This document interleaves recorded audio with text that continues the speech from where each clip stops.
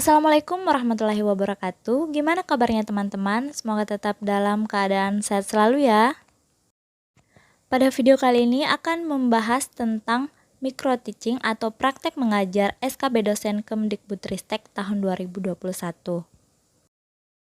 Merujuk pada surat yang ditujukan kepada pimpinan unit kerja yang menjadi panitia tilok untuk SKB CBT dan unjuk kerja Kemdikbudristek tahun 2021, maka pelaksanaan micro teaching atau praktek mengajar untuk formasi dosen sama seperti tahun sebelumnya, yaitu dilaksanakan secara online menggunakan aplikasi Zoom Meeting.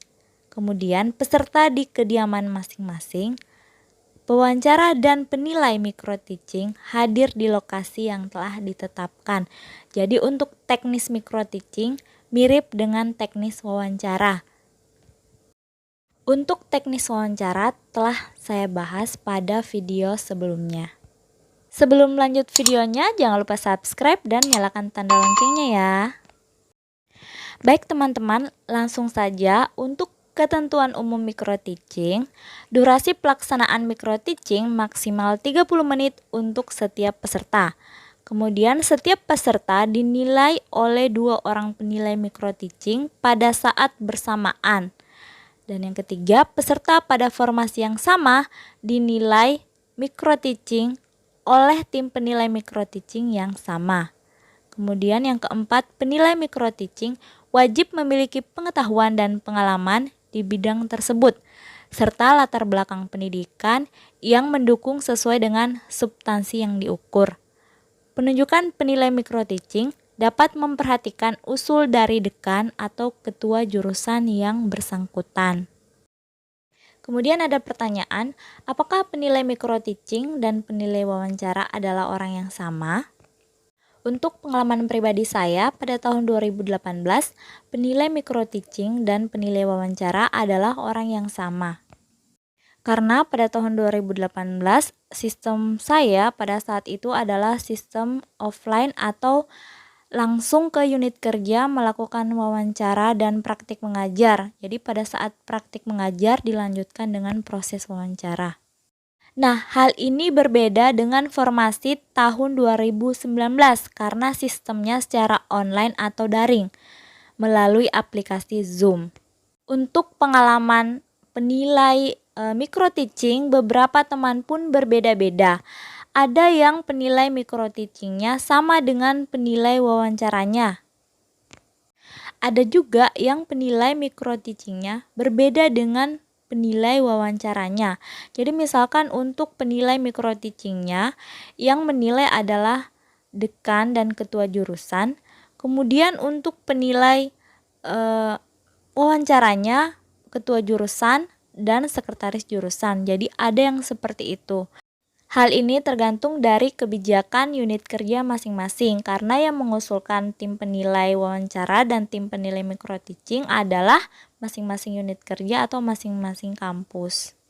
Jadi tentunya akan berbeda-beda tiap unit kerja. Selanjutnya untuk pelaksanaan micro teaching, penanggung jawab bertugas atau bertanggung jawab atas kelancaran proses micro teaching. Dalam hal ini adalah panitia pusat. Kemudian memantau dan mengawasi panitia yang terlibat dalam kegiatan micro teaching. Yang kedua, teknisi. Teknisi menyiapkan segala infrastruktur yang akan digunakan oleh panitia dan penilai dalam kegiatan micro teaching. Kemudian yang kedua, menyiapkan jaringan internet yang stabil untuk micro teaching. Dan yang ketiga, sigap dan tanggap dalam menghadapi segala kendala, baik perangkat keras maupun jaringan pada saat pelaksanaan micro teaching. Jadi teman-teman perlu digarisbawahi bahwa teknisi di sini hanya menyiapkan infrastruktur yang digunakan oleh tim penilai. Jadi seperti komputer, jaringan internet yang stabil, dan lain-lain, itu disiapkan hanya untuk tim penilai. Lantas bagaimana dengan peserta? Peserta menyiapkan sendiri segala perangkat yang dibutuhkan untuk melakukan proses micro teaching. Jadi mulai dari laptop, komputer, alat tulis, jaringan yang stabil, dan lain-lain disiapkan secara mandiri oleh peserta.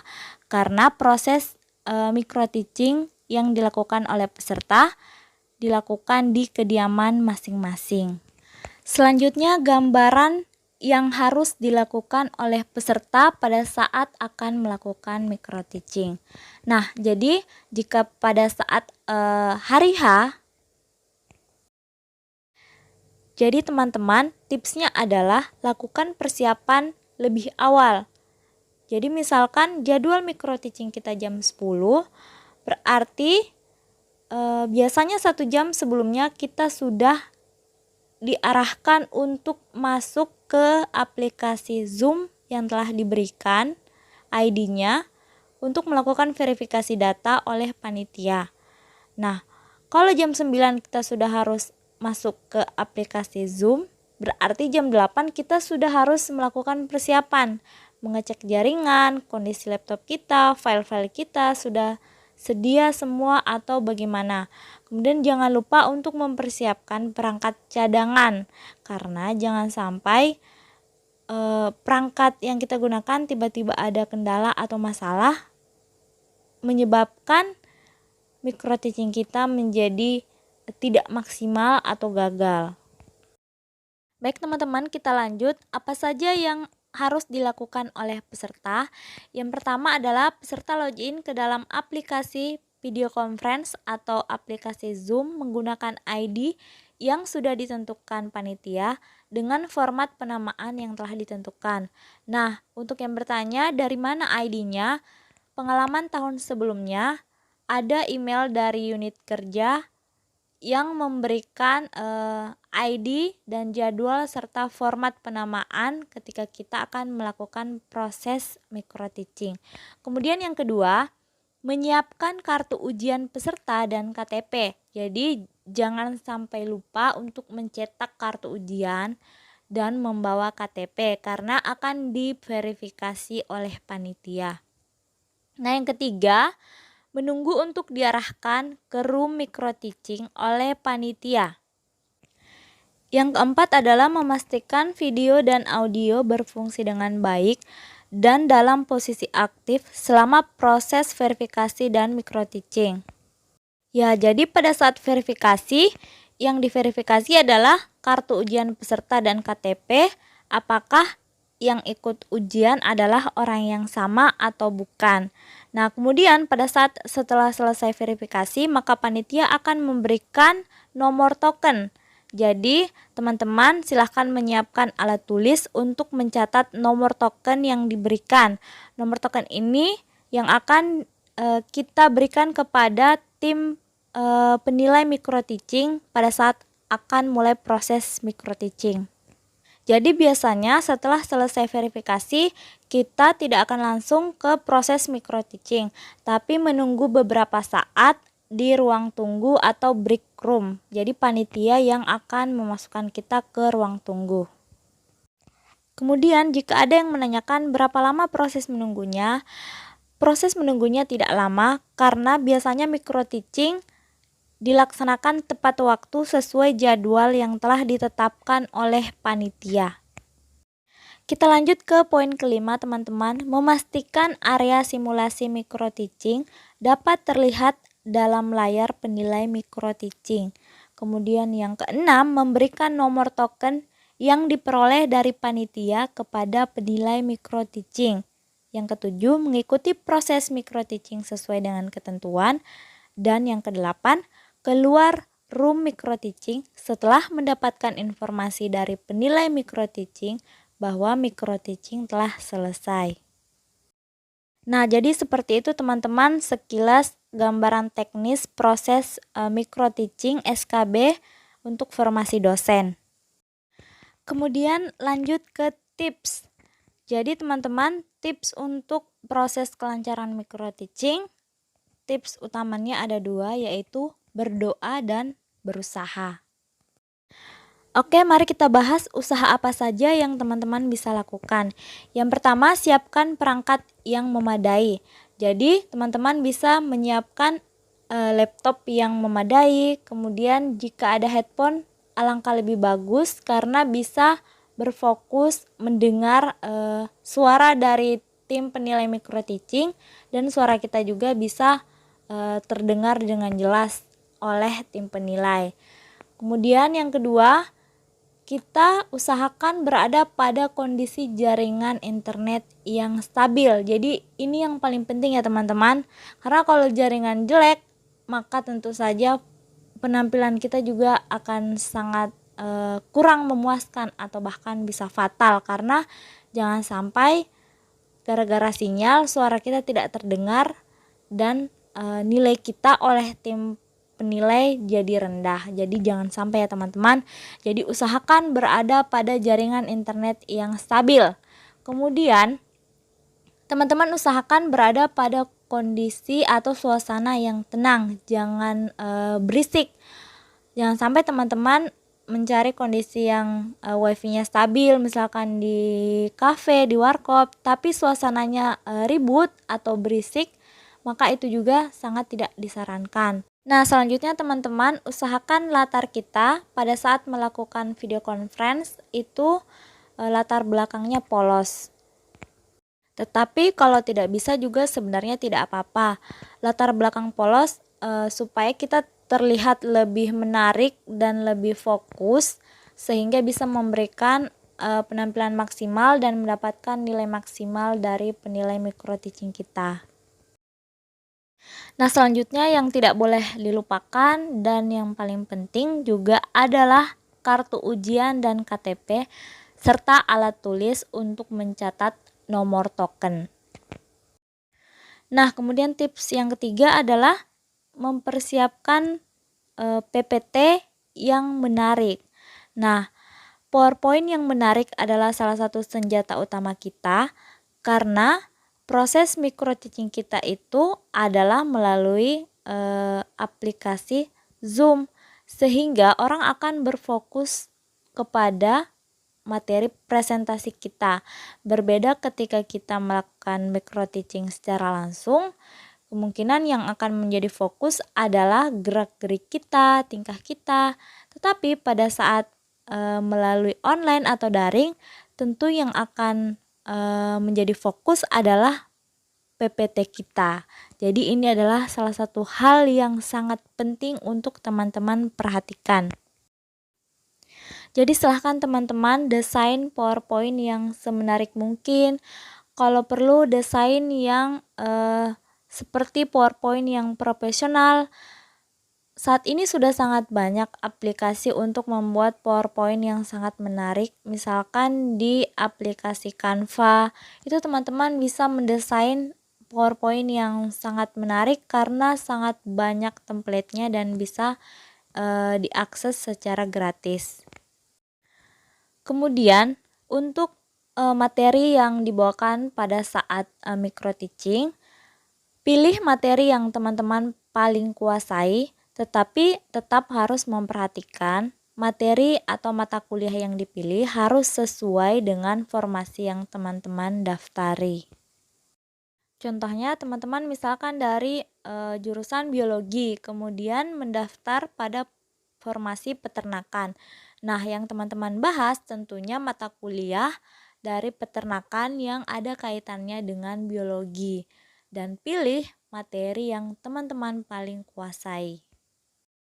Selanjutnya, jika telah menetapkan satu materi atau mata kuliah yang akan dibawakan, teman-teman juga disarankan untuk mempersiapkan RPS dan SAP.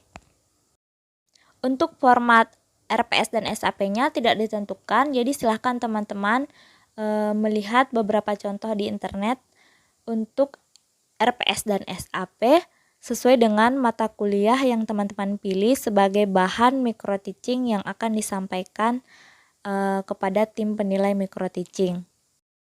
Selanjutnya, apakah RPS dan SAP ini harus dimasukkan ke dalam PowerPoint? Itu tergantung dari kreativitas teman-teman sendiri. Jika RPS dan SAP-nya tidak terlalu panjang atau bisa dimasukkan ke dalam PowerPoint, alangkah lebih bagusnya. Tetapi jika RPS-nya dan SAP-nya panjang, maka cukup disiapkan filenya. Kemungkinan besar jika tim penilai micro teaching meminta, maka kita bisa menunjukkan atau share screen dari file RPS dan SAP kita. Selanjutnya teman-teman yang harus diperhatikan dalam proses micro teaching, yaitu micro teaching harus memuat setidaknya 3 poin ini. Yang pertama pembuka, kemudian isi, dan penutup. Nah, jadi seolah-olah teman-teman benar-benar sedang melakukan proses perkuliahan.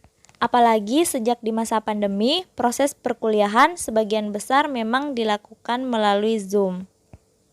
Jadi sudah bukan hal yang baru lagi untuk melakukan micro teaching melalui aplikasi Zoom. Jadi silahkan teman-teman memberikan penampilan yang maksimal pada saat proses micro teaching. Pada saat proses micro teaching, teman-teman harus memposisikan diri sebagai seorang dosen dan menganggap tim penilai micro teaching adalah peserta didik atau mahasiswa. Nah, disarankan bagi teman-teman sebelum memulai proses micro teaching, silakan meminta izin terlebih dahulu kepada tim penilai micro teaching. Misalkan, mohon izin Pak, mohon izin Bu untuk saya memulai proses micro teaching saya. Setelah dipersilahkan, barulah teman-teman memulai proses micro teachingnya. Teman-teman, sebelum membahas tentang materi pembuka, jadi untuk micro teaching sudah harus kita pahami yang pertama nama mata kuliahnya apa, kemudian berapa SKS.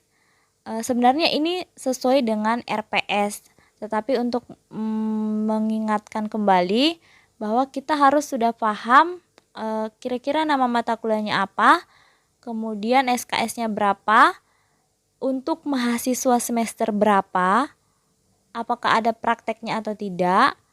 Kemudian yang paling penting yang kita bawakan itu sudah pertemuan keberapa, sehingga bisa disesuaikan dengan tampilan PowerPoint kita. Ya, jadi lanjut ke materi pembuka. Nah, pada saat membuka, tentu yang pertama kali dilakukan adalah memberikan salam. Kemudian yang kedua, menyapa kabar dari peserta didik. Dan yang ketiga, sebelum memulai perkuliahan, maka dianjurkan untuk berdoa. Nah, untuk berdoa di sini, karena tidak mungkin teman-teman menyuruh. Biasanya kan yang disuruh memimpin doa adalah ketua kelas, tapi pada saat simulasi micro teaching silahkan teman-teman sendiri yang memimpin doa. Jadi misalkan sebelum memulai perkuliahan hari ini, marilah kita berdoa bersama, berdoa dimulai, berdoa selesai. Jadi seperti itu teman-teman, hanya untuk menampilkan bahwa materi atau sub pembuka perkuliahan ini benar-benar kita lakukan. Nah, selanjutnya setelah berdoa, biasanya kita melakukan presensi kehadiran terhadap mahasiswa atau peserta didik. Kemudian dimisalkan materi yang kita bawakan adalah pertemuan kedua atau minggu kedua, maka yang kita lakukan yang pertama kali adalah melakukan refresh terhadap materi sebelumnya. Jadi misalkan ada yang masih ingat minggu lalu kita sudah membahas pendahuluan tentang ini. Ada yang masih ingat pengertian ini? Jadi seolah-olah teman-teman ada yang menjawab atau mahasiswa ada yang merespon dan teman-teman memberikan umpan balik dengan mengatakan, ya bagus, benar sekali ya Andi. Jadi sebut saja terserah nama mahasiswanya siapa karena kita sedang melakukan simulasi. Nah, selanjutnya teman-teman baru masuk ke materi pertemuan kedua. Nah, sebelum masuk ke materi pertemuan kedua, teman-teman juga sampaikan capaian pembelajaran yang akan dicapai pada pertemuan kedua. Jadi silahkan ditampilkan di PowerPoint untuk capaian pembelajaran dari pertemuan kedua ini apa saja. Setelah menyampaikan capaian pembelajaran, barulah teman-teman masuk ke isi dari materi perkuliahan pertemuan kedua. Pada bagian isi, teman-teman bisa menampilkan gambar-gambar, video singkat yang membuat materi teman-teman benar-benar menarik perhatian dari tim penilai micro teaching. Jadi bisa memberikan nilai yang maksimal kepada teman-teman. Nah, kemudian pada bagian terakhir yaitu bagian penutup. Untuk bagian penutup biasanya disimpulkan materi hari ini apa saja. Kemudian yang kedua, bisa memberikan tugas untuk dikerjakan sebagai tugas mandiri di rumah. Kemudian yang ketiga, memberikan informasi minggu depan submaterinya adalah ini. Silahkan dipelajari sebelumnya atau dicari bahan sebelumnya. Dan yang terakhir, karena tadi dibuka dengan doa, maka pembelajaran pun alangkah baiknya ditutup pula dengan doa. Teman-teman, tips terakhir dari saya adalah silahkan teman-teman lakukan simulasi micro teaching secara mandiri.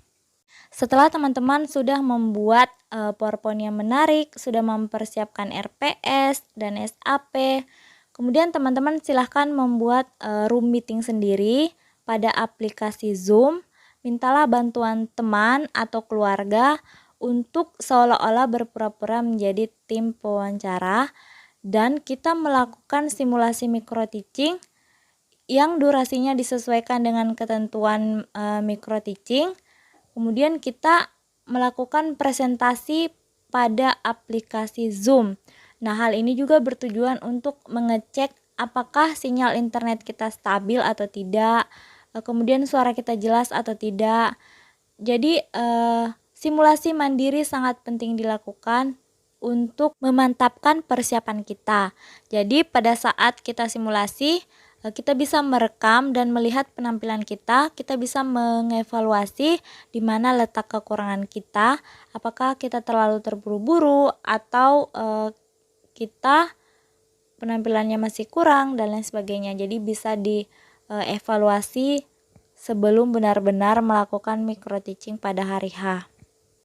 Baik teman-teman, itulah tadi beberapa tips dan sharing pengalaman dari saya. Jika sekiranya teman-teman memiliki pengalaman dan tips lain, silahkan tuliskan di kolom komentar.